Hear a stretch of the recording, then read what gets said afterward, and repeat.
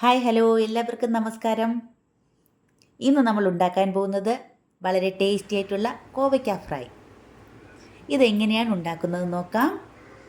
ഈ വീഡിയോ കണ്ട് ഇഷ്ടമായാൽ എല്ലാ പേരും ലൈക്ക് ചെയ്യണം, ഷെയർ ചെയ്യണം, സബ്സ്ക്രൈബ് ചെയ്യണം. നമുക്ക് വീഡിയോയിലേക്ക് പോകാം.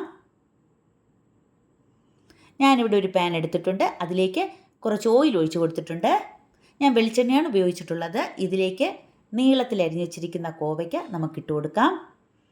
ഇത് വട്ടത്തിൽ വേണമെങ്കിലും അരിഞ്ഞെടുക്കാം. ഇനി ഇതിലേക്ക് 1 ടേബിൾ സ്പൂൺ മുളക് പൊടി,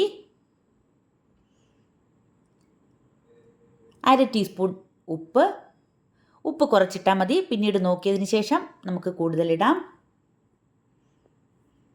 നന്നായിട്ടൊന്ന് വഴറ്റി കൊടുക്കാം. ഇനി ഇതിലേക്ക് 2 ടേബിൾ സ്പൂൺ വെള്ളവും കൂടി ഒഴിച്ചു കൊടുക്കുകയാണ്. അടച്ചു വെച്ച് കുറച്ച് നേരം ഒന്ന് വേവിച്ചെടുക്കാം.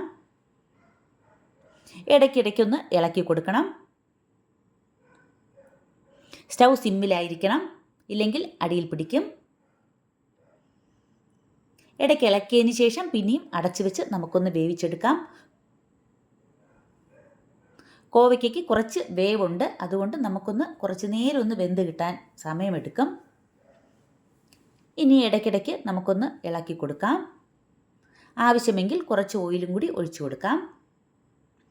നന്നായിട്ടൊന്ന് ഫ്രൈ ആയി കിട്ടണം, എങ്കിലേ ടേസ്റ്റ് ഉള്ളൂ.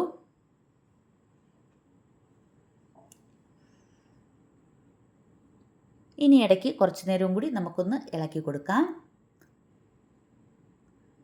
നല്ല ടേസ്റ്റി ആയിട്ടുള്ളൊരു കറിയാണിത്.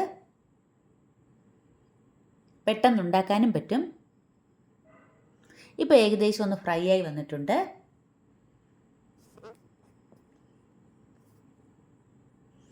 കുറച്ച് നേരവും കൂടി നമുക്കൊന്ന് വഴറ്റി കൊടുക്കാം. ഇത്രയും ഫ്രൈ ആയത് മതിയെങ്കിൽ നമുക്ക് സ്റ്റൗ ഓഫ് ചെയ്യാം. ഇപ്പോൾ ഏകദേശം റെഡി ആയിട്ടുണ്ട്. ഇനി നമുക്കിതൊരു പാത്രത്തിലേക്ക് മാറ്റാം. വളരെ ടേസ്റ്റി ആയിട്ടുള്ള കോവയ്ക്ക ഫ്രൈ റെഡി ആയിട്ടുണ്ട്.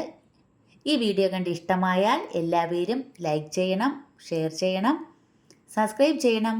Thank you.